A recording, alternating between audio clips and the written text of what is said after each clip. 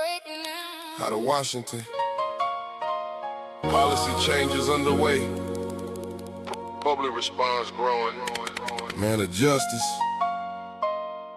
You're now tuned in to Southern Liberty.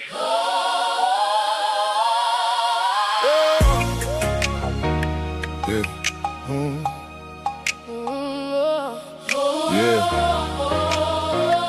Yeah. Breaking now. Out of Washington. Policy changes underway. Public response growing. Public response growing. Man of justice. You're now tuned in. It's Southern Liberty. You're now listening to Southern Liberty. Southern Liberty. Stage of Southern Liberty. Headlines moving, but the truth need clarity. So we slow it all down, bring it back with accuracy. From the hill to the streets where decisions get real. We connect every move, show you what they conceal. No script in the booth, this reaction in motion. Every topic examined, every angle in focus. If it shapes how we live, then it's part of the show. We don't dodge conversation, we go straight to the core. Civil liberties, yeah, we trace every line. From the ink on the page to the shifts over time. What was written, what changed, how it's used today. We bring light to the facts, let the listener wait. Southern Liberty, turn it up, tune in. Where the truth stays clear and the talk don't bend. Live from the mic, yeah, we say what it is. No spin, no script, just the way that it is. Southern Liberty, Let it ride. let it ride, let it play. Breaking down the headlines every Monday, Friday. If it's real, we speak. If it's not, we expose. It's the voice of the people on the airwaves. Let's go. They debate for the cameras, we decode what it means. Read between every line, every headline you seen. No allegiance to sides, just the facts when they land. If it don't add up, we break it down so you can. What the hell got the weekend review? Every move, every shift, every angle in view. Behind closed doors, what's decided was planned. We bring it to the mic, let the audience understand. Culture, policy, trends, we connect all the dots. From the past to the present, what's changing and what's not. It's bigger than a moment, it's the way things evolve. So we ask better questions, not just quick resolve. Southern Liberty, turn it up, tune in. Where the truth stays clear and the talk don't bend. Live from the mic, yeah, we say what it is. No spin, no script, just the way that it is. Southern Liberty, Let it ride. let it ride, let it play. Breaking down the headlines every Monday, Friday. If it's real, we speak. If it's not, we expose. It's the voice of the people on the airwaves. Let's go. Lines open, the blinds open, no filter. Lines open, the blinds open. Lines open, Lines open, the blinds open. no filter.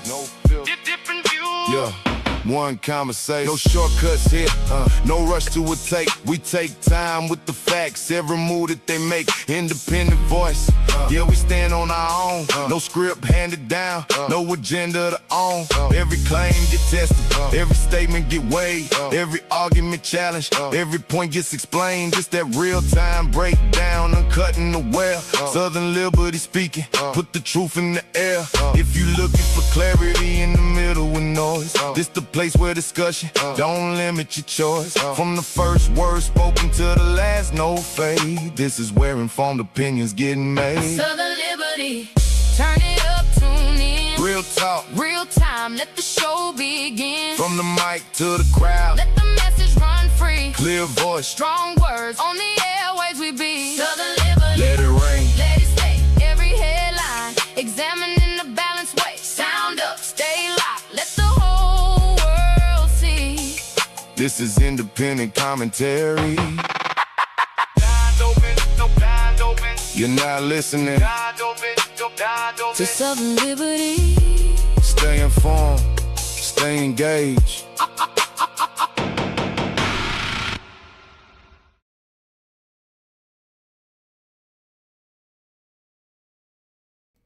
Good evening, everybody. Welcome to this lovely episode of Southern Liberty. I hope y'all got to hear the intro, ironclad and tight. Shout out to my man Booker T down there in Lee County, Florida, for doing the mashup, mix up, putting it in. I appreciate you putting your time in. We gonna see how this is gonna play out, but I got a good feeling this track right here is gonna be flagship for a little bit. Those of you that are new to this show, I appreciate y'all tuning in and all that good stuff. I got to get my cameras adjusted on. My cameras are acting up. I haven't moved them, but I'm right here should be front and center. If I'm not, let me know and I'll make myself front and center, but it is what it is. I appreciate y'all coming through this evening. I know y'all see the new logo in the back, new song, new logo. This is how we gonna go. I mean, I kind of like it. You got the cypress trees with the Spanish moss on it. You got the magnolias over there, the pine trees, the southern style plantation, and you got TOLMF and 9AP in the background. I'm loving it. I might have to tweak it a little bit, but I'm loving it. I'm loving the look, and I think I may have figured out how we're going to do this live thing and have people call in. I think we got this on point too. This evening, we're going to talk about a couple of things real quick. We're going to talk about Virginia getting their ass kicked today. And we're also going to mention somebody we've heard from before, but they decided that they don't want to keep their mouth shut. We're going to get into them too. So those of you that are in the lovely audience, please know that we will be fielding your questions today for the Q&A. Those of you that are on the radio that subscribe to iHeartRadio, I've pulled your questions through the talkback. I don't know how to do the talkback feature and bring it over to here, so I apologize.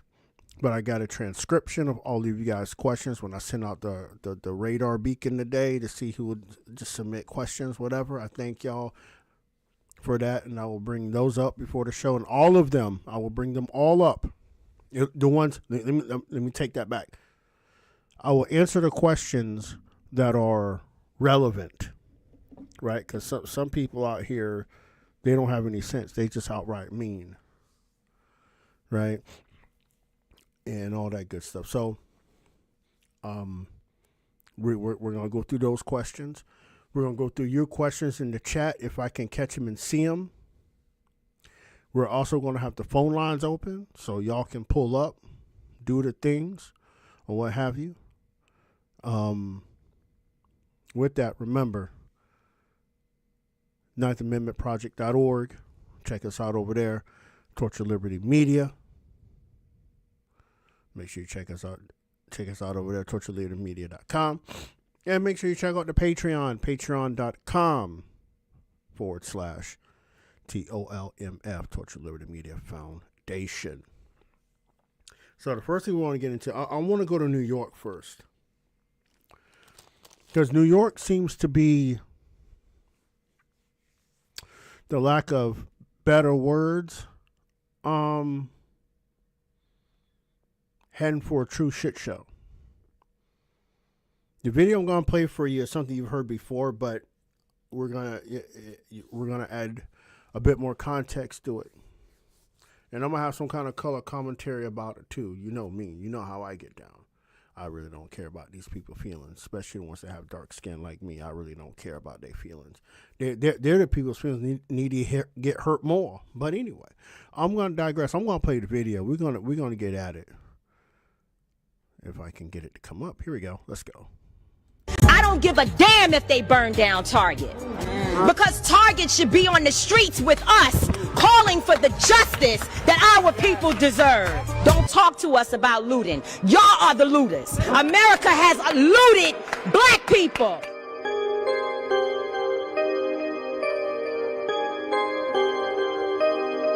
America looted the Native Americans when they first came here. So looting is what you do. We learned it from you. We learned violence from you. I don't give a damn if they burn down Target. Because Target should be on the streets with us, calling for the justice that our people deserve. Don't talk to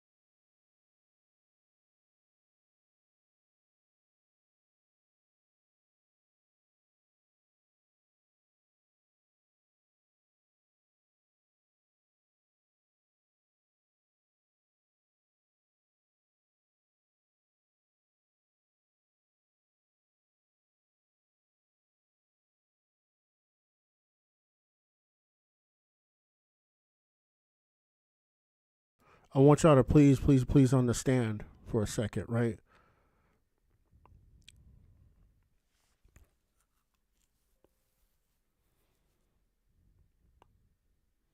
Those of you that act like that,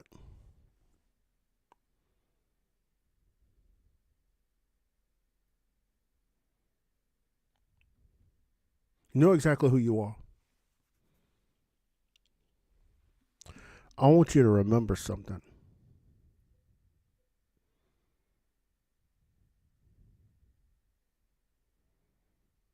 I want y'all to remember something very, very, very, very good.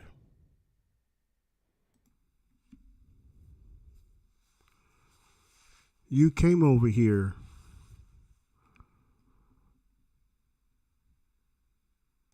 in your native tongue.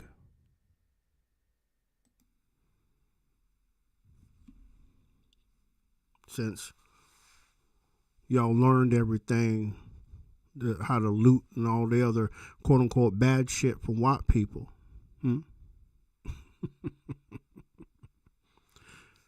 So-called darkly melanated folks like her piss me off because these people fit the stereotype.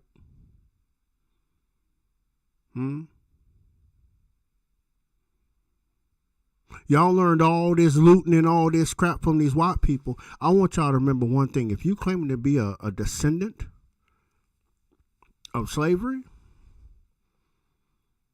you came over here on the boats speaking your native tongue.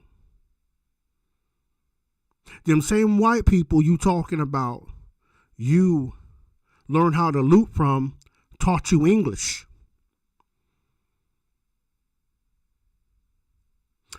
They taught you how to assimilate into the culture because you were at this time 2 to 3 generations removed from your ancestors that came here on the boats. Them same white people you talking about taught you how to assimilate into American culture. Call it white if you want to for a moment, right? For you to have the audacity to sit down and say, we learned all these things, don't do best shit, but you don't tell them you learned the English. At the same time, those same white people taught you your culture. I said it. I know it's uncomfortable for people to hear that, but I want these people to clearly understand this. You were removed, you were 2 to 3 generations removed from your culture of Africa on this continent, if you're claiming to be a descendant of slavery. And you know what's kind of funny? All the dark melanated people that look like me, that look like that woman down on that damn screen. Let me tell you. They all wore suits and ties. They all wore nice dresses, just like the bourgeois, huh?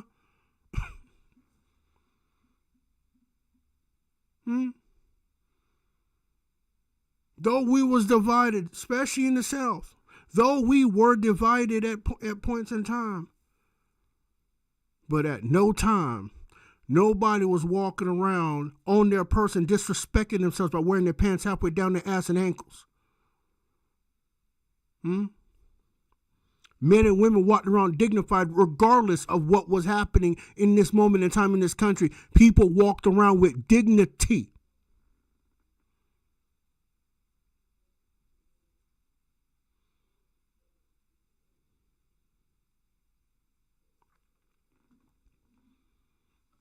You don't talk about you learned that from the white people. You instead would want to go to the bad elements of quote unquote what white people taught you, right?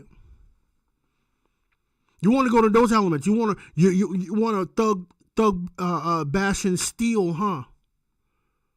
This is why a certain sect of quote unquote white people, lightly melanated people, right? They talk about the usual suspects. Why do you think they keep saying that? Why do you think they keep saying that? Because you keep perpetuating the stereotype and the bad things you quote unquote took from white culture and owned it as your own. And then talk about free Bobby on a t-shirt after he done gone to prison and then got killed in these streets out here by the same white people that taught you to be that way. Let's get that straight. I can't make it make sense for y'all.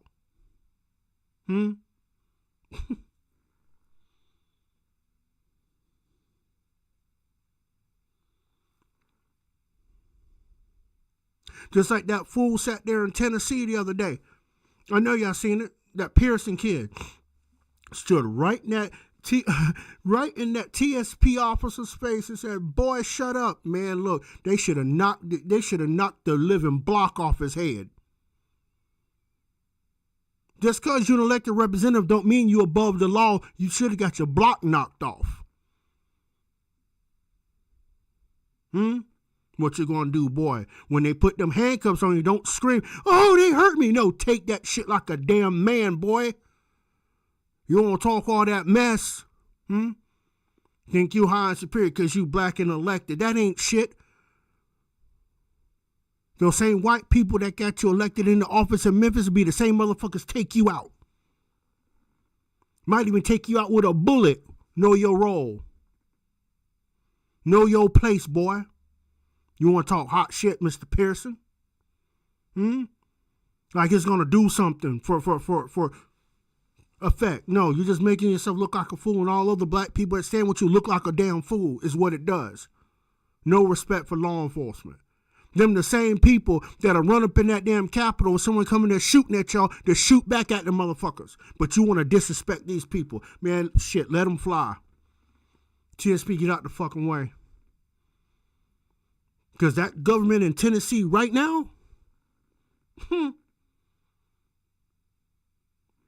y'all in Tennessee know what's happening down there in your state capital, Nashville. I mean, to a point where, like, almost ashamed of not ashamed, but what word am I looking for? Just shocked, because that's the town. Nashville, Tennessee is the town I became a man in. And I'm not talking about sex. I'm talking about I did my undergrad there. I did grad school there. And it was nothing like it is now. Nothing. 30 years later, and it's done a complete freaking 540 flip. You got fools like Pearson in office talking shit like he about to do something. Better take his ass on back down there in Memphis down there. Because them boys in them hills back there from Columbia clear across the Cookville, they ain't messing with you. They'll put you in your place, boy. Think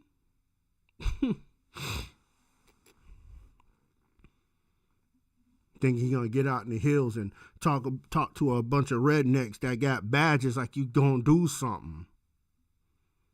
You're a legislator. Legislate. All you've done is prop up propaganda and blow smoke up people's asses, Mr. Pearson. But you're supposed to represent black people, right? You ain't representing them pretty well when you're acting like that. It goes to the comment, those same white people say, "Oh, the usual suspect." Yeah. Loud and wrong. Loud and fucking wrong. And you get in the power, when you guys get in the power, you're loud, wrong, and fraudulent. I said what I said. Because the trend is there. The data is there. You can't tell me it's not. It's there. I mean, do we start with Kwame Kilpatrick back in Detroit, Marion Barry in D.C.? Where do we get started with the corruption with black people in power? And don't give me the bullshit that, they don't happen to catch the white ones. No, motherfucker. Because, again, right, sorry, y'all, the same white motherfuckers put y'all in power or the same motherfuckers will set you up and take you out. I mean, you motherfuckers down here are so fucking stupid down in D.C. You elected a motherfucker smoking crack in the damn cars, your damn mayor, Marion Barry. Smoking crack. We got black people in power. Motherfucker smoking crack in his car got caught. What was Kwame Kilpatrick doing? What was Ray Nagin doing, embezzling that money from the city government down in New Orleans? You know what I'm talking about, Ray Nagin? The one that was all on camera talking shit because of Katrina and got busted up down there sitting in prison.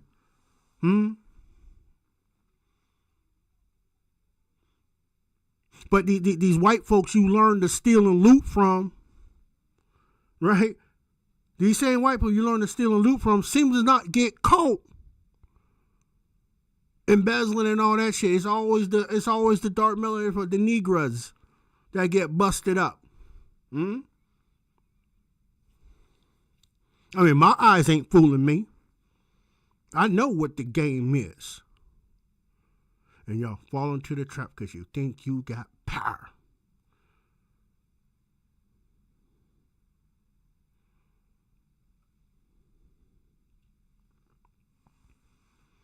But I do remind you, that lady we just saw in that video, she is Mom Donnie's top crime prevention person thingy.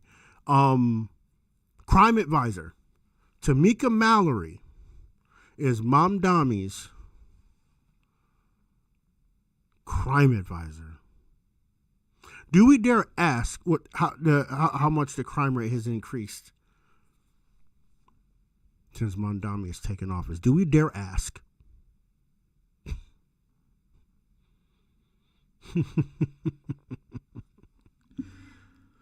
Oh, man.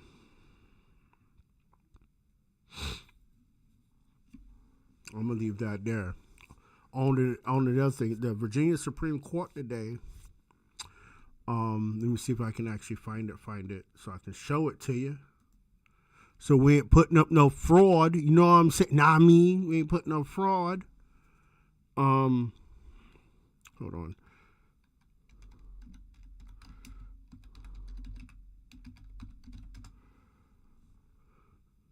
Where are we at here? I'm trying to find it. Here we go. I want to use a local news source on this one. Yeah, this is a good one. Let's use this one a second. Let me see if I can get this thing booted up.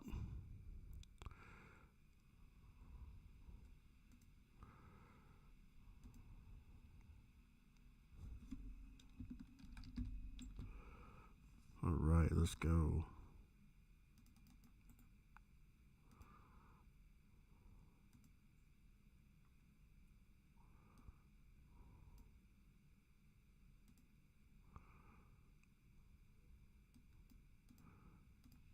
Can I get it to go? It might do its thing. Hold on. I might be able to.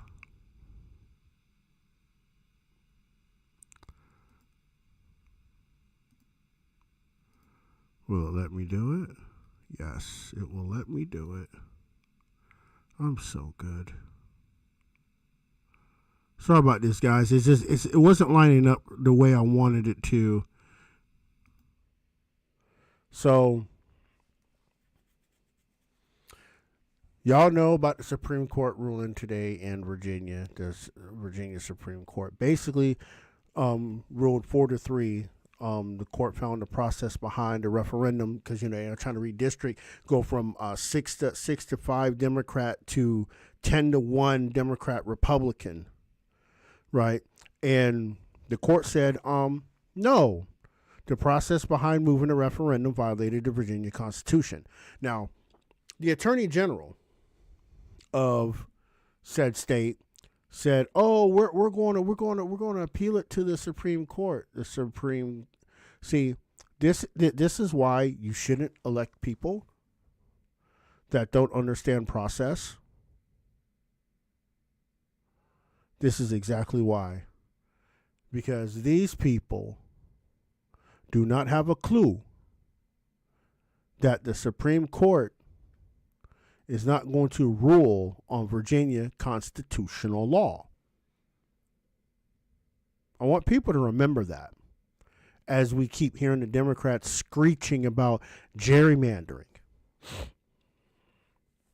I find it kind of rich.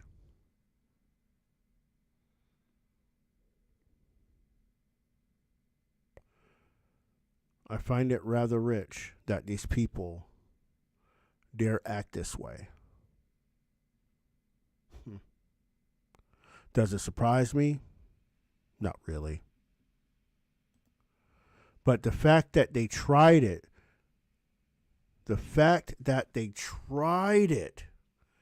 is unbelievable to me.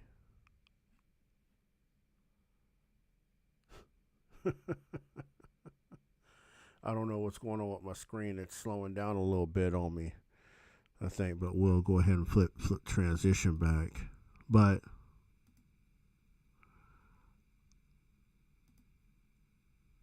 I find it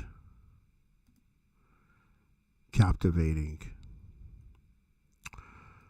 that they would scream this. Now, on the other side of this, Florida's is going to face litigation. It may or may not go through, but it's a good premise. South Carolina is going through the same thing to draw out James Clyburn. So he's going to be gone. There's a few other states that are doing the same thing, right? So all this election bouncing around, moving around, all this stuff, I'm going to go here, and again, I want you to research the opinion I give you in this regard, right?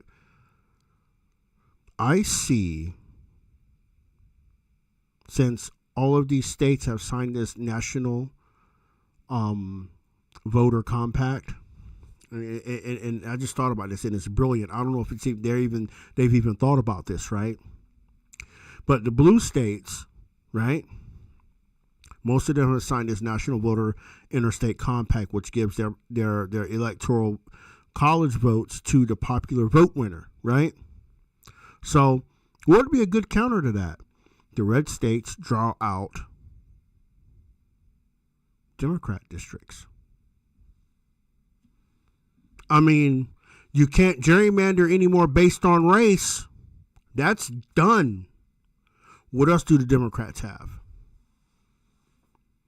So if you want to move that lever in that manner, right? Well, then guess what? You can give the popular vote to the Democrat, because what it'll end up being is the Democrat is going to end. I mean, there's chances where the Republican does win the popular vote, but it hasn't been a normal thing, right? The Republican has always won the electoral, right? The actual way the process is supposed to work, right? So let's just say the National Voter Interstate Compact comes into play. Well, if the House has a majority Republican the whole time, a Democrat president is a lame duck presidency, right? It's brilliant. It's a brilliant political strategy. You want to do that, then we're going to neutralize the president of the United States. And the president of the United States has to come through a Republican. We both know they both play on the same team, but from a partisan people, that's a crazy play. But it's smart. It's smart play. And it's all constitutional. now, right? Oh, no, they gutted the Voting Rights Act. No, you can't gerrymander based on race anymore, people. Sorry. I'm sorry they took your little cudgel away from you to hold power. You shouldn't have been gerrymandering by race in the first place. You shouldn't have been drawing lines based on race. Now, the other side of that, Republicans, you get smoked too, because you haven't done anything to earn those votes in those areas, because you don't go out and campaign in those areas that they're drawing you into. So you need to put your best foot forward, and you go to these communities like Overtown in Miami and like Zone 5 and Zone 6 in Atlanta, and you go down here to Broward County. You go down here to the center of Hillsborough County, and you campaign down there, because they don't think this is a picnic.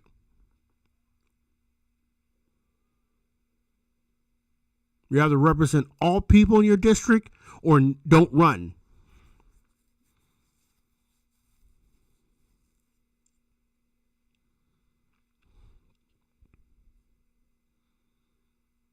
Don't run if you're not going to represent all people. Republicans have an opportunity here to actually be heard, because Democrats are going to come out to see what you got to say, because more than likely you're going to get elected. So they're going to come asking you questions. This is a good time to campaign on your principles. But I bet you $1 million Republicans will still fumble this open opportunity.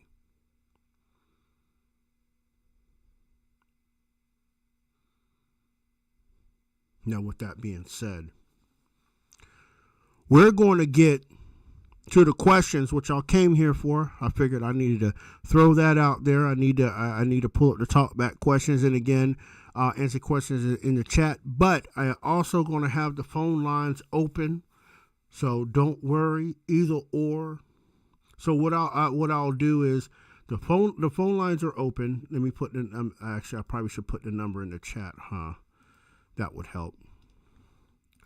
Those of you on the airwaves, the number is 561-250-4779. Remember, this is only for questions. This is not dialogue.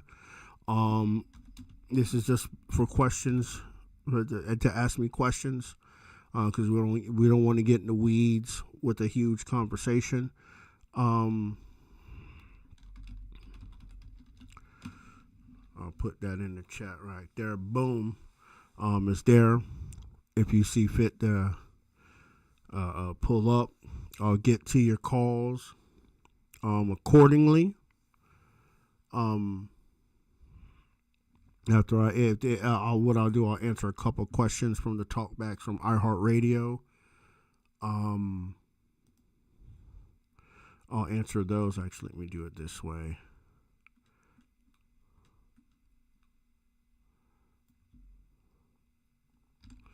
Make life a lot easier for me and less effort.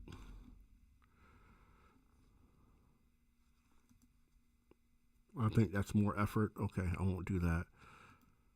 But I'll do this. Let me make sure that's on. Perfecto. All right, so first question of the evening comes from Elias from Birmingham. Appreciate y'all listening. Birmingham, Alabama. The question from Elias is, was the Threets household always liberty-minded, or did you have to break away from a more traditional or big government upbringing? Well, that's a crazy question, because my father, those of you that have followed me for a while know, understand my libertarian principles down to the core. My father was probably, I'll say he was even more further libertarian than I am on some issues. My mother, she was a blue dog. She was a blue dog Democrat, right? But my mother also believed in a little bit of state intervention to make things go a certain way, and that's kind of where me and mom just stopped. So no, it wasn't it wasn't a breakaway. I had a taste of both. I had a taste of both from both of my parents, and I'd always been like, I'm not the person to be like, okay, I don't like no authority, but I don't want authority getting in my way when I'm trying to do something, right? And that came from my father, right? So, I didn't have to break away. I just understand both sides, the statist view and the anti-statist view, right? I understand that more and more. As I got older, it was like, nah, because what's that saying? They say, Elias, in your younger years, you're more liberal, and as you get older, you become more conservative or even more libertarian because you see the rules of the government for what it is, and you don't want them rooted in everything. That whole part. So I appreciate you, Elias, for that question. Sarah from Dallas, Texas in the building. She said on a talkback, looking back at your 32 years of adulthood, what is the biggest change you've seen in the way the American individual views their own sovereignty? Ooh, wow.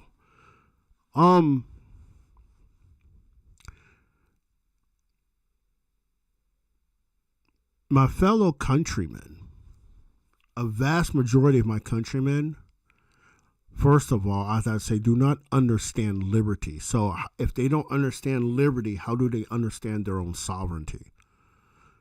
Right? Because a lot of my fellow countrymen have been taught that the Constitution gives them rights. Right? Which is completely the third place argument in this whole thing, right? Because I've mentioned it to them, many of them on social media and all that stuff, that the Constitution, the United States Constitution, is merely a contract among the states to create the federal government, not the other way around. And when you say that to people are like, what? No, what about protecting our First Amendment right? No. They're not giving you your First Amendment. They're not giving you your Second Amendment. They are to protect that right. That is the order. They are to protect that right. They're supposed to protect your right to freedom of speech and all the things, all the spokes of the First Amendment. They're not to infringe on the second, which they do through other law, but that's not an answer for here, right? They're not supposed to. They're supposed to protect that or not infringe in that space, right? And when people don't look at the Constitution in that regard, we lose everything. We lose state sovereignty in that same argument, right? Because if the states came together to ratify the United States Constitution to create the federal government, then what is the purpose of your state constitutions? What's the purpose? If everything is federalized from top down to give it to you, what's the purpose of your state constitution? Right? And most of those people don't even know their states have a constitution or never read it. So, again, to reiterate the first part of my answer, the American individual think the federal government gives them sovereignty.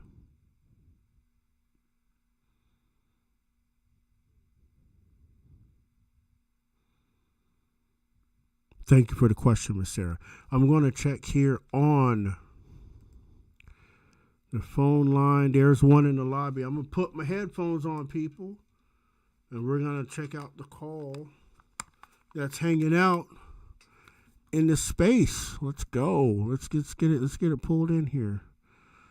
Let's go ahead and host it. Make sure we got that in there. And in the lobby, I'm going to put my headphones on, people. All right, caller 541. into space. Who it be? And I'm hearing feedback. I'm hearing serious feedback. Make sure we got that in there. 541, you're on the line. Hey, Rod. Hello, greetings. Hi, Miss Marlene. How are you? Oh, okay. Hold on. I must be. I got some feedback. I got some feedback coming back through the. I just got rid of my volume. There it is. Okay, that works. That's what it is. Okay, here's my question for you. Sure. Why do you think the Republicans won't campaign in the not so great neighborhoods? And it's not just here in Florida. I mean, it's everywhere. I'm honestly curious what you think about that. Well, I can tell you this from experience, right? Those of you that have been with me from almost day one or day two, know I was the chairman of the Utah Black Republican Assembly for 4 years, and on the state level, right?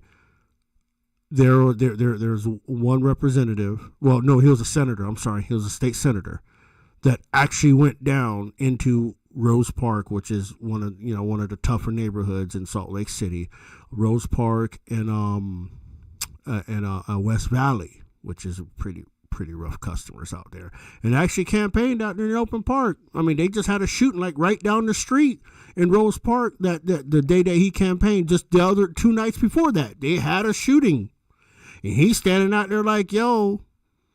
You know what I mean? He's like, yo, like, I'm the state senator. I'm going at it again. I like your vote. I mean, he was out there, but that's one of the few Republicans that I ever seen out there. But we go to like the national level, we don't see them, and I don't know if it's the mentality where they just say, oh, they're already going to be voting Democrat anyway, so screw that, right? The other part of that is, which is very valid, right, is safety. It's a safety issue. I mean, we look at now how bad, like, we see, Democrats, because these people, that live in these areas, they're mainly Democrat. Let's just call it a spade a spade. I'm not prejudging people, but demographics and data don't lie. Right? These people are predominantly Democrat. I don't care if you're white trailer trash or if you're ghetto hood rat. All of you are voting Democrat. Right? I mean, that's just what that is. So what do we have in these neighborhoods? Again, you got shootouts, people doing drive-bys, all kinds of stuff. Oh, but wait a minute. There's a Republican in our neighborhood, and he's probably a racist. Let's go jump the racist. Right? Yep. So we have a safety issue now. But then you have people say they don't show up down here. Well, you don't make it safe enough for people to show up. Right? When you have people like, let's take Portland. A Republican would never show up in Portland. Oh, hell no. Right? Why? It's a safety risk. It is a safety risk. And these cities are not safe enough to do things like that. Right? That's the biggest problem we have with the Republican Party, right? And again, like I said, I give them slack going into these inner city neighborhoods and things like that because of the indoctrination, right? And the violence. I get it. But you know what? You can set up a campaign rally outside of the hood, outside of the trailer park, right? You can go down a couple miles, right, where it's a little bit safer and have your campaign there. Have a couple people outreach that are already in that community and say, hey, come with me to this rally. Just listen to this Republican. Right? They can do that, but they're too lazy to do that also. And that's gonna be a big problem for them. Big problem for them. Oh, yeah. Well, thank you for taking my question. You're welcome. You're welcome. You're welcome. Again, guys, the phone lines are open. Scroll up, or if somebody wants to repeat the number in the in the chitty chitty bang bang, the chat. Make sure you're doing that. So we get people in here. I'm gonna answer a couple more questions off of the talk back, and we'll check for phone calls in the queue, and we'll do the thing. So, next question is from Dave in Orlando. He says, you mention your 7-year-old granddaughter often.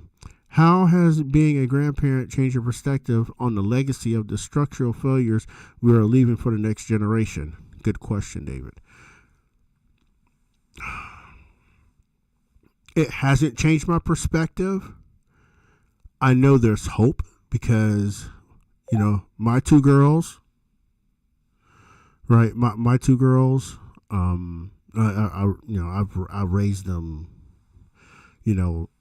in these things, right? So they made their own, they've made their own determinations along the way, et cetera, when it comes to that, right? But what I want to say is the work I'm trying to do, the work I'm trying to promote, and the things that I talk about and I get hyped up and I get passionate about, I even get, I get off the chain about, right, is these structural failures. Right. And what are those structural failures? The failure to uphold the Constitution in the way it was written. The failure to uphold the state constitutions as they were written. The failure of the federal government, right, to let us live our lives. Thank you, 14th Amendment. Right? These are the structural failures these are the structural failures that will crumble the republic when people start misinterpreting the constitutions of the federal government and the states. That is the structural failure. And I'll even say this, one of the biggest structural failures we had is Citizens United versus FEC. And I don't think there's ever going to be a way to overturn that now, because they've tied speech to money.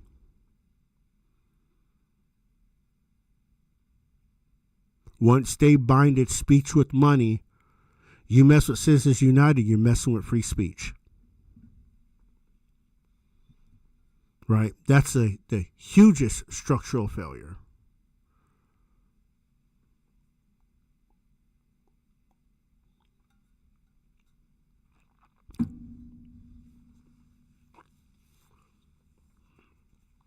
But at the same time, listen at this, Dave. Listen to what I'm going to tell you, Dave. At the same time, those people want to go to digital currency to control your speech. And and again, David, I'm not advocating for the CBDC, but, right?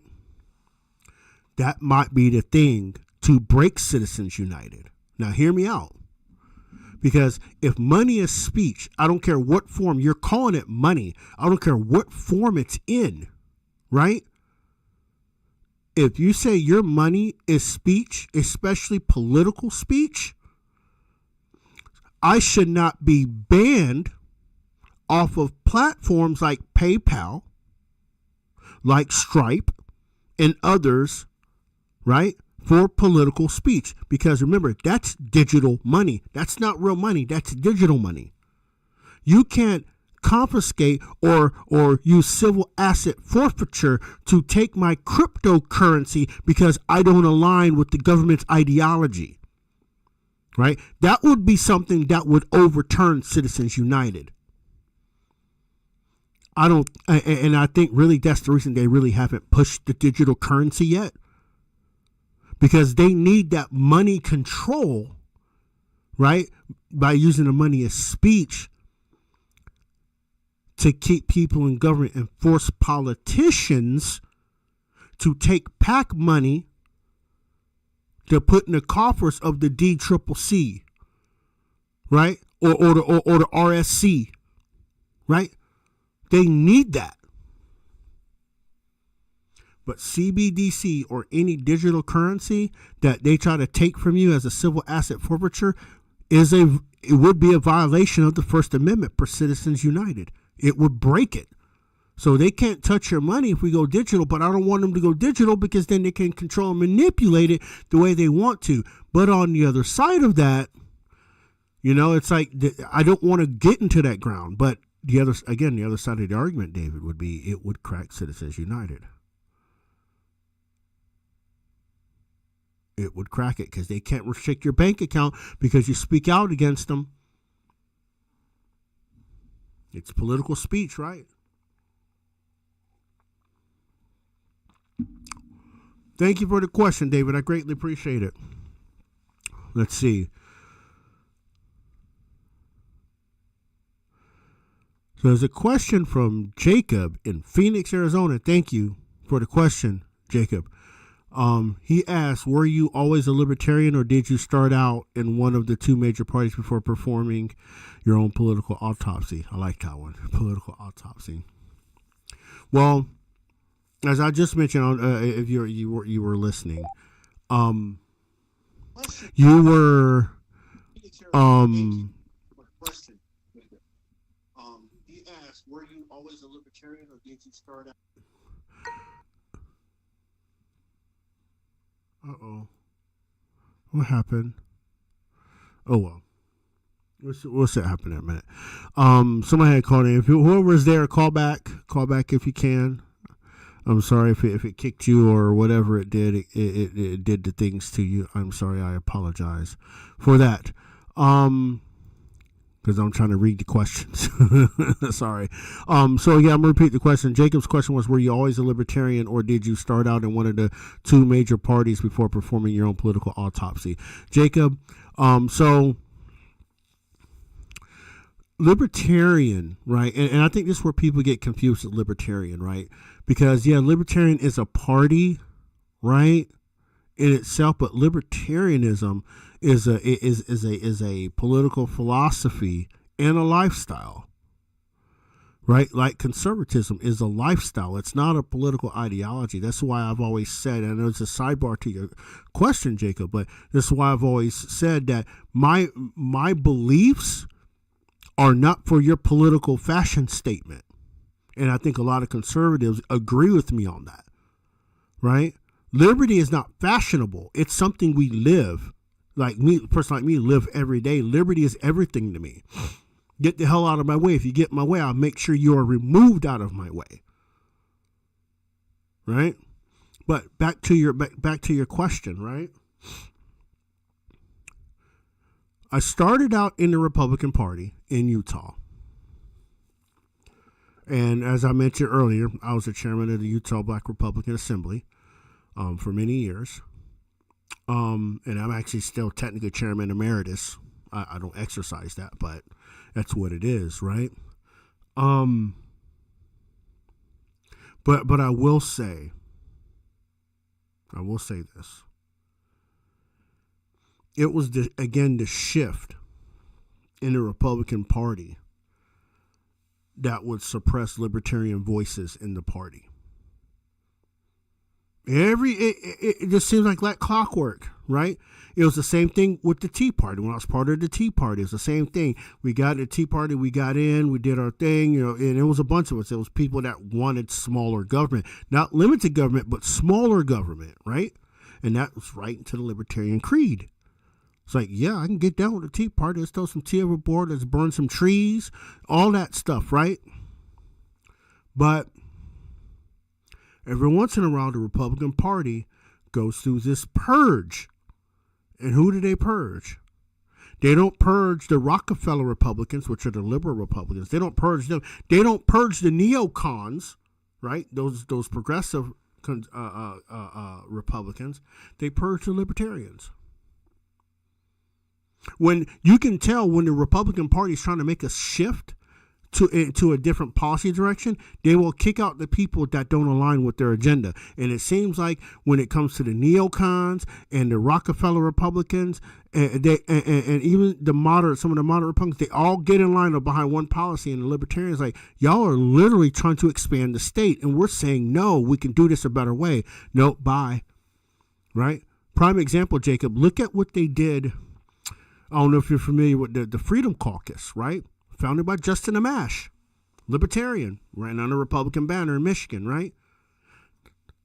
When Justin Amash, his last year in the House, the Jim Jordans, the Andy Biggs, and all these guys, because again, the Republican Party went to another shift when Justin Amash said something about Trump. They automatically voted to kick him out of the Freedom Caucus. The caucus he founded. He founded that caucus. And they kicked him out of his own caucus. Now look what they're doing to Thomas Massie.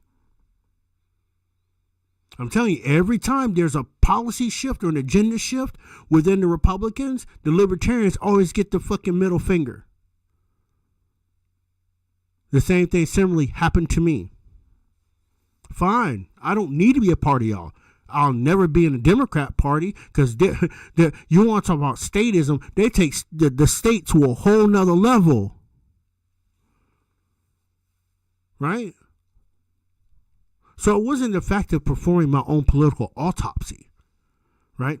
It was the fact that the party I thought that wanted limited government literally became statist when they needed to be.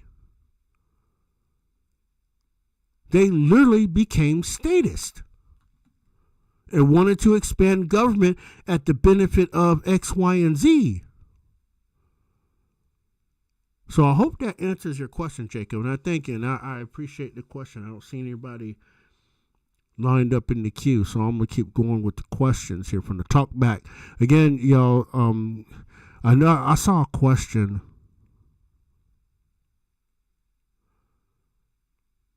Oh, there's a question right there in the chat. Let's see. This question is in the chat. I had to scroll back and get it. All right. This question is from Trish Dish Bish in the chat on Rumble. If you had to choose between repealing the 14th entirely or reforming how courts interpreted the Privileges and Immunities Clause, which would you do? I would completely repeal the 14th Amendment altogether, period. The 14th Amendment, I mean, even in its usefulness, right, was done illegally.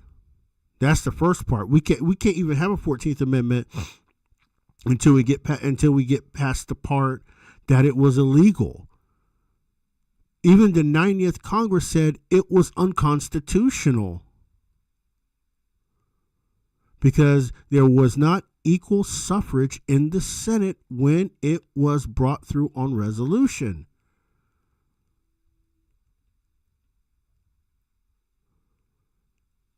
And I want people to understand that, right? I want people, and while we're here on the 14th, I want people to understand the damage the 14th Amendment did. It's all fine and well, and oh my God, yes, people have citizenship. Back up, back all the way up. The myth that there was no such thing as federal citizenship before the 14th Amendment, that is false. There was federal citizenship, but it didn't work the way you think it worked. It didn't work the way you thought it worked, right? With the 14th Amendment, because that's the only eyes you see it, right? So let's go back, right? The 14th Amendment dissolved what's called state sovereign immunity, right? And what that did when it came to citizenship, I want y'all to listen to me very closely, right? We'll listen to this very closely because this is very important, okay?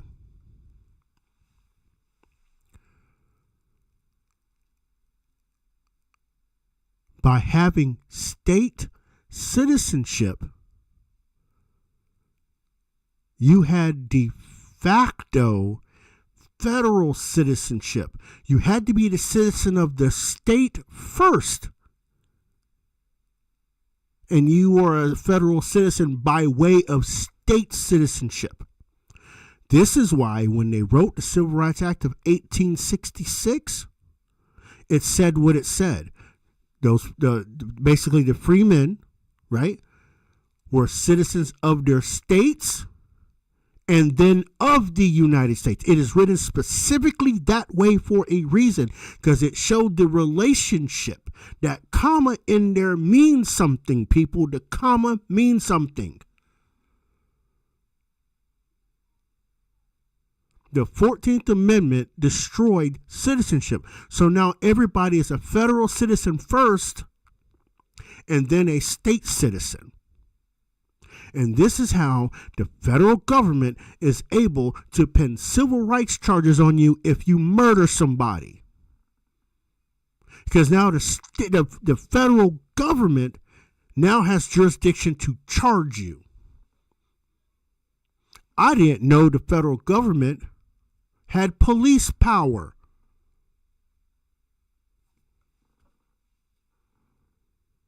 Like, I want people to understand how messed up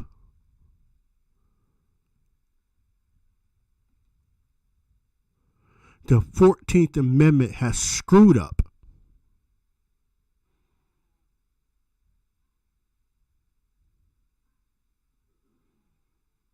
Because we are not to be federal citizens. We're only supposed to be citizens of our states because the federal government is a quiet entity created by the states.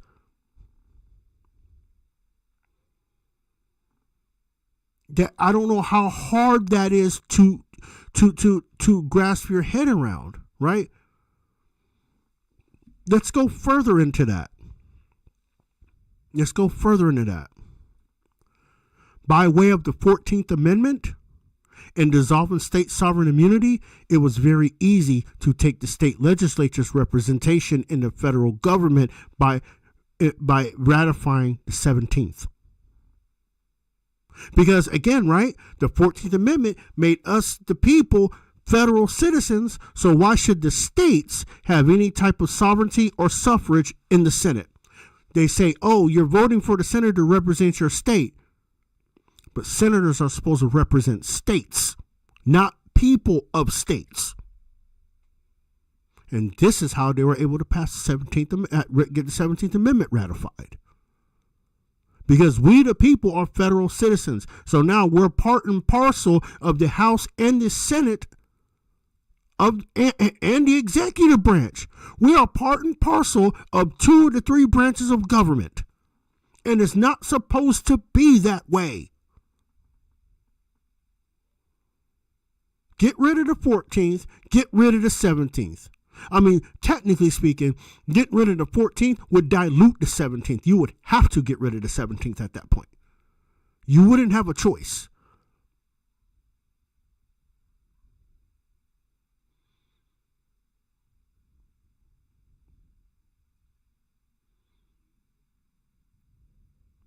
Because by making us, because remember, right? The federal government recognizes the person as a corporation. You got to remember that when we're talking about this. I mean, the Dictionary Act, Title 1, Section 1 of the U.S. Code. Right? Do we got to bring it up real quick? So y'all got a refresher here. Let me see if I can pull that up real quick. Let me put y'all on game.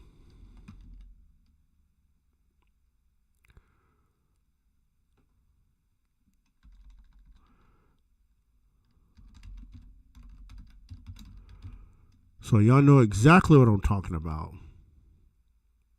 Because remember, it's quite ironic that the Dictionary Act of 1871 passed along with what?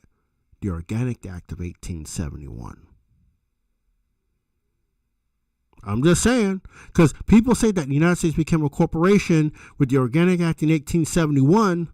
I mean, they are partially right, but they don't explain it, right? They don't explain it the way it's supposed to be explained. So I'm going to pull it up here real quick.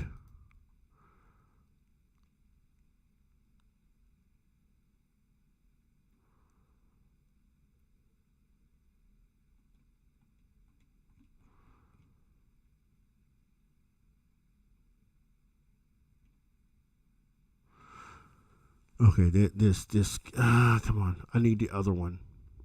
That explains all of it.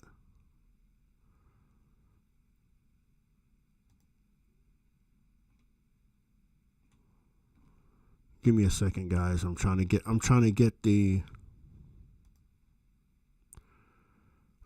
whole thing for you. I know it's kind of last minute. I wasn't prepared to go into the Dictionary Act, but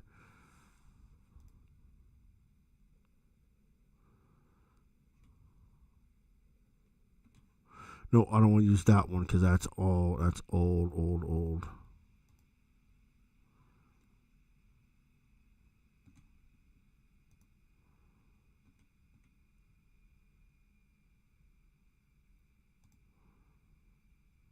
Nope, that's old too.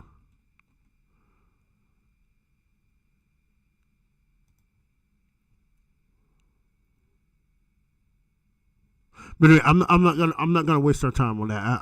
I can't find the one that actually has it all laid out. But you can look up the Dictionary Act and you can look up the whole statute, right? A corporation can be an entity, a person, and whatever else. But the person part is what I want to focus on, right? Because a person can be a corporation. They've made it that way, haven't they? Because corporations have to comply with regulations, don't they?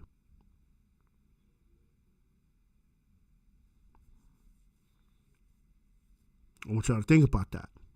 Corporations have to comply with regulation. And why is the regulatory state? Well, let me rephrase that.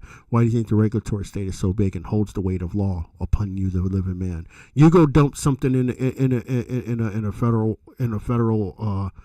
waterway. See what happens.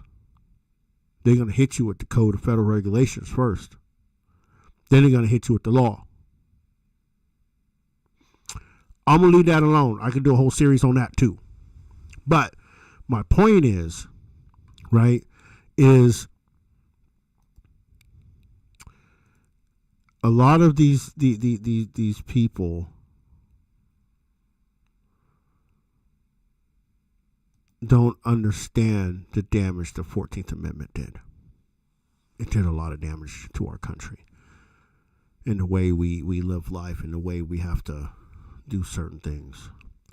So I appreciate the question. I didn't mean to go into a diatribe.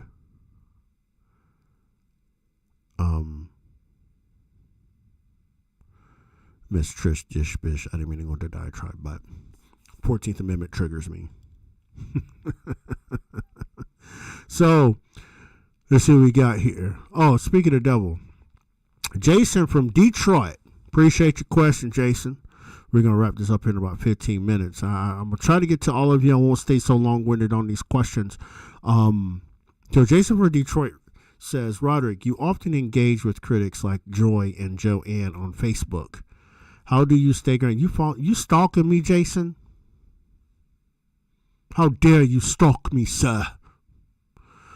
It says, how do you stay grounded in your minarchist principles when the unify or die crowd starts pushing back? Look, Jason, there is no pushback for me. I look at it as, oh, there's pushback. Oh, let me go ahead and get out the way so I can get back to doing what I was doing. You gonna come through? You come through. I will let you through. I'm not going to impede your progress. But what you will not do is impede my progress. Right? I'm going to let you come through, but if you hang around here, you might get something you ain't looking for. Right? So I'm not worried about pushback. Life is about pushback, right? Standing on principle no matter what the adversity is, and you're standing on principle. One thing they can't say is that you're inconsistent. The one thing they can't say is you don't believe in one thing they can't say is you don't believe in what you're saying. Because I believe every bit of everything I say when it comes to liberty, freedom, and our constitutions, all 51 of them, right? 50 states and the U.S. Constitution. I stand on that. Because the people's sovereignty is more important than the state corporation or the federal corporation. That is way more important. So there is no unify or die when it comes to me, right? And this is the mentality I get from the Cincinnatises and the Ethan Allens and the Samuel Adams and the Patrick Henrys, right? Yes, I'm anti-federalist to the core. Yes, I love Madison. I love Hamilton because of their intellectual capacity at that time about the Constitution. But hands down, I'm an anti-federalist. Now I want people to also remember, if it wasn't for the anti-federalists, you wouldn't have the Bill of Rights in the Constitution. I want people to remember that. The Federalists just thought, oh, they just know, anti-federalists know, put that shit on paper. Put it on paper. 1791, we got the Bill of Rights ratified into the United States Constitution because the anti-federalists demanded it. That these rights need to be recognized, and all the others that may not come up now but come up later needs to be recognized, that the government has to protect them. So everybody should be thanking their favorite anti-federalists today. And if you haven't read the anti-federalist papers, you need to go read them. I know people harp about the Federalist Papers, but people forget about the dissent in the Anti-Federalist Papers that have come true. Again, those you already know, my favorite Anti-Federalist paper is number 9, written by Brutus. And it talks about a consolidated government being tyranny. And by God, what do we have today, Lord? We have a consolidated government.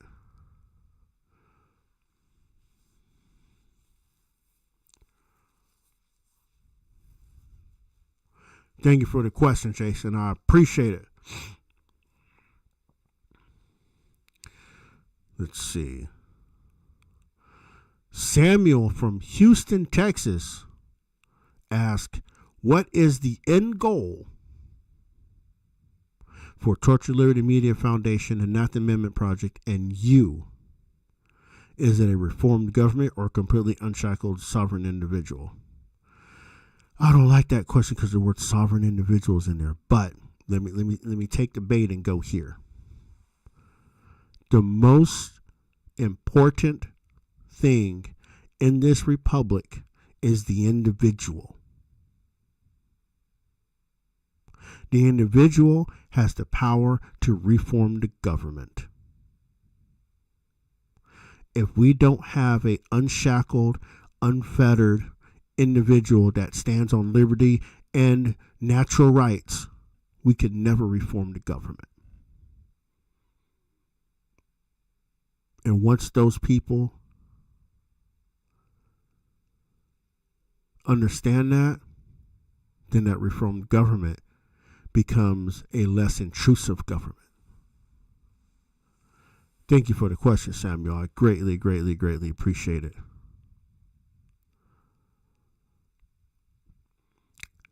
Nicole from New Orleans, she asked, with the recent SCOTUS decision in Louisiana versus Calais, do you think the technocratic grip on our elections is tightening, or are we finally seeing the cracks in the fortress? Neither. Because we know it's going to happen, right? Especially in the states, and I watch this. Watch the states that have redrawn their maps. Watch them. And see if a Democrat actually wins any of those districts after being redrawn. Because if Democrats are winning districts they shouldn't be winning, you know they're cheating. Let's just call that flat out. They're cheating. They're stuffing ballot boxes. Right? They are stuffing ballot boxes in other districts to make that Democrat win in that district. Right? And that's the other part of the whole, what I talked about in the beginning about the National Voter Interstate Compact and the counter with the redrawing of the districts, right? It will also expose the fraud if there's actually fraud in place.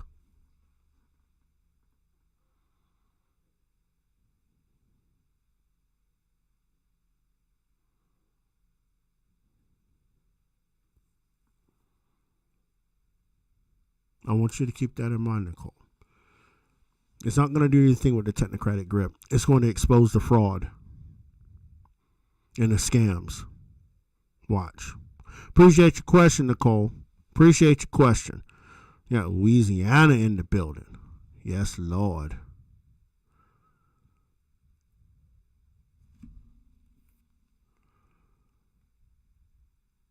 So Brian from Philadelphia, this is an interesting talkback question, Brian. He asks, how does the Ninth Amendment Project intend to help the average person who feels like they're being treated as a doormat by the city council? Well, there's really only one way to get them to understand that there are more rights outside of the Constitution than there are in the Constitution. But those rights, you may not have found them now or later, right? Found them now, but found them later, or they still fall under the Ninth Amendment. Right, so it's just a matter of knowing what angle you want to take with that, right? So I appreciate that, Brian. Thank you very much for that question.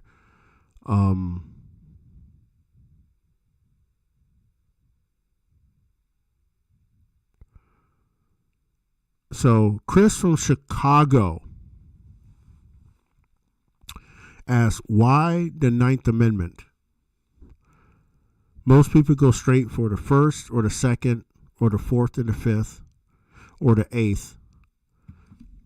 What was the receipt that told you the ninth was the key to reclaiming our unenumerated rights? Well, Chris, is actually written in the Ninth Amendment itself, right? It's actually written in the Ninth Amendment itself. I mean, this is that is actually self-evident. I want people to understand when the Anti-Federalists put that in. Again, people always attribute our forefathers of being, so insightful, right? But they don't ever include, right? They don't ever include the Anti-Federalists into that conversation. Because, again, as I said before, if it wasn't for the Anti-Federalists, you wouldn't have the Bill of Rights, right? But I also want to say, right, the Ninth Amendment answers your question, right? What does it say? The enumeration in the Constitution of certain rights shall not be construed to deny or disparage others retained by the people. Right? In other words, what they're saying is that there are more rights there are more rights that are unlisted than there are listed in this Constitution, right? But you have to couple the 9th with the 10th, right? And this gets back into the conversation with the 14th and the 17th, right? Because with the 10th Amendment, right? The 10th Amendment, right? Was it tell us the powers not delegated to the United States by the Constitution or prohibited by it by the states are reserved to the states respectively or to the people, right? 9 and 10 goes hand in hand, right? But what did the 14th Amendment do, right? I want to get into the 14th Amendment, but this 14th Amendment has caused a constitutional conundrum, right? If you have rights that are not reserved, that are not prohibited by the state, that are not delegated to the United States by the Constitution, or prohibited by it to the states, are reserved to the states respectively or to the people. And the 9th Amendment talks about, right, the people's unenumerated rights that are not written, right? They go hand in hand. The 14th Amendment made you a federal citizen, which gave them basically, it nullified the 10th, right? Because the 14th Amendment, right, now that the Dictionary Act says, that was passed in 1871, basically says that corporations or people or corporations and entities can be, can be people. Remember, your states have EIN numbers, right? Because think about it, how do they collect taxes without an ID number? Right? How do they collect state sales tax without an ID number? Y'all hear what I'm saying, right? Thank you, 14th Amendment and corporation doctrine specifically.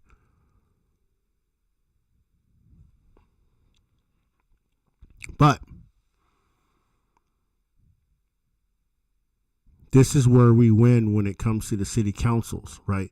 Because we have to stand on the rights that we don't understand we have, but we do have, like the right to contract, right? That's not written in the Constitution, but you have a right to contract, right? And that's just one of many. I can't get too hung up on these, but I appreciate the question, Chris. 100%. Thank you very much on that.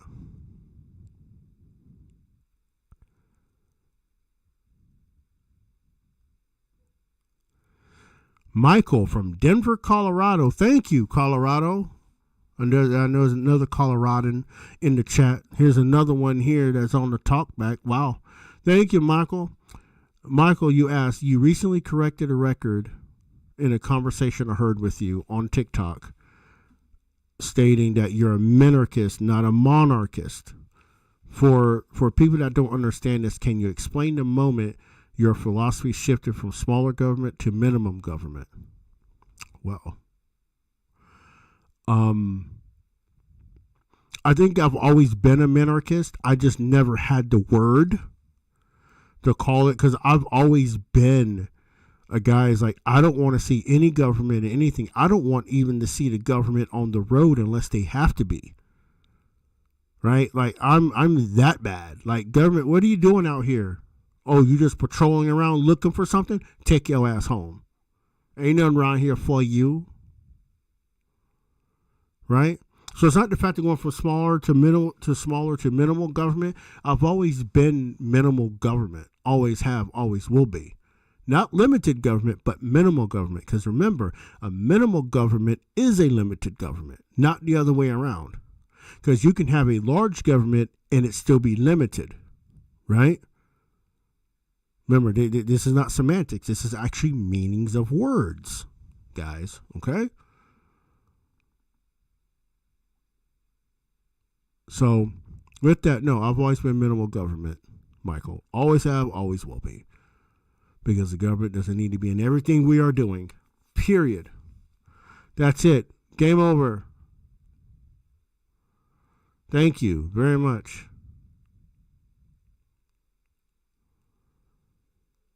And there is one more question.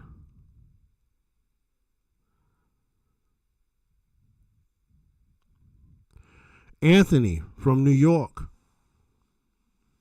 There's no better on the phone line, so I'm going to go ahead and shut the phone lines down because this is going to be the last question of the evening. Anthony from New York, he asks, as the founder of Torch of Liberty Media Foundation, what do you say to people who think media projects cannot actually dismantle a technocratic fortress? So you've been listening to Chasing Life, Liberty, and Minarchy, my friend. Thank you. I greatly appreciate it, because that's the only time I talk about the technocratic fortress and things of that nature, right? Because, you know, that's the flagship, right? That's what I talk about, right? But media projects can, but the problem, right, Anthony, is you can have the best message in the world, but if the world algorithm doesn't pick you up, it goes into the ether, right? And that's the problem, right? Because I'll even say this, right? There's a lot of great news outlets out there, right? Like RSBN, right? RAV is good, right? Newsmax, hit and miss, right? But you have legacy media like Fox, CNN,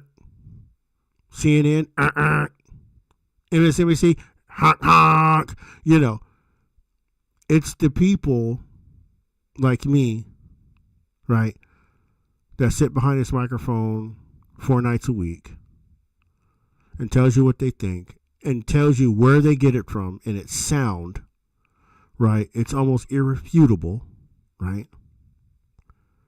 That don't get the traction, right? Because people's minds in this current political space goes directly to drama. It goes directly to drama, and that's all they want to hear, right? They want to hear the drama. They want to hear the arguing. Look, Anthony, I don't have time to argue with grown folks, right? If I gotta save the country by myself, one episode at a time, one interview at a time, one TikTok live at a time, one Twitter space at a time, that's what I gotta do. I'm doing my part. Right? I'm doing my part in this. And that's all I can be accountable for. If I get traction, so what? If I don't, so what? The anti-federalists they don't get any traction. And this is 250 years after the founding. Right? This is 240 years after the formation of the United States. Right?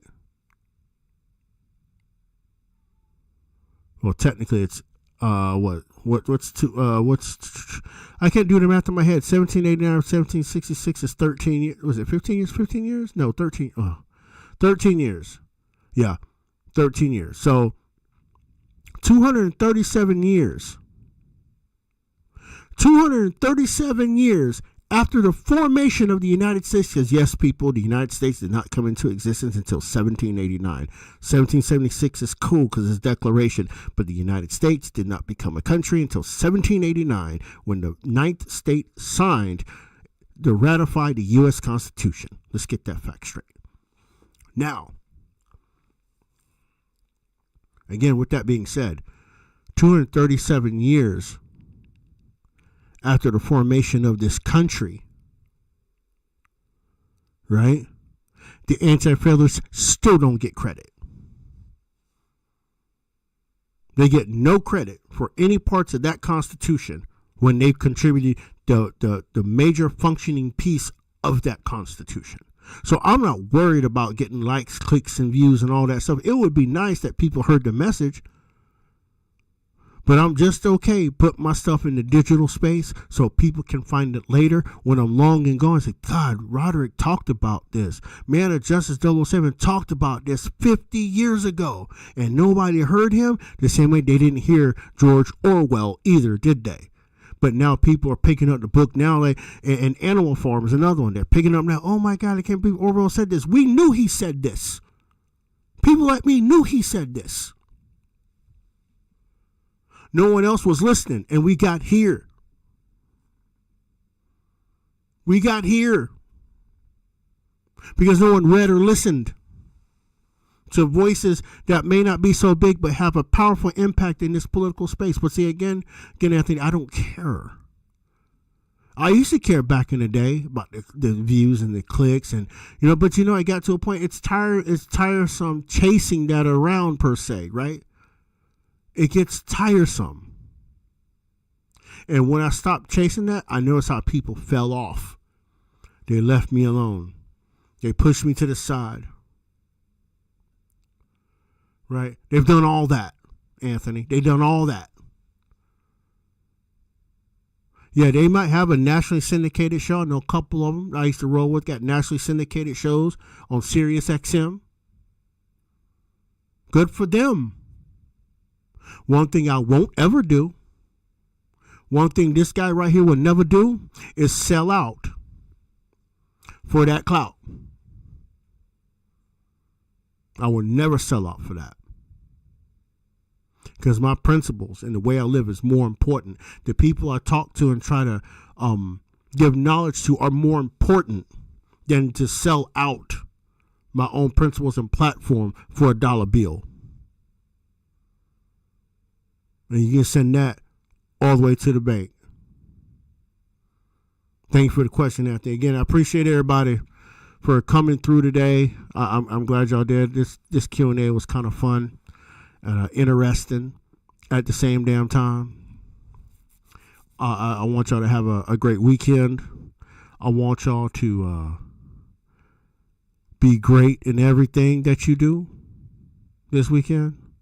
And remember, love your neighbors, love your family, but ultimately, you gotta love yourselves.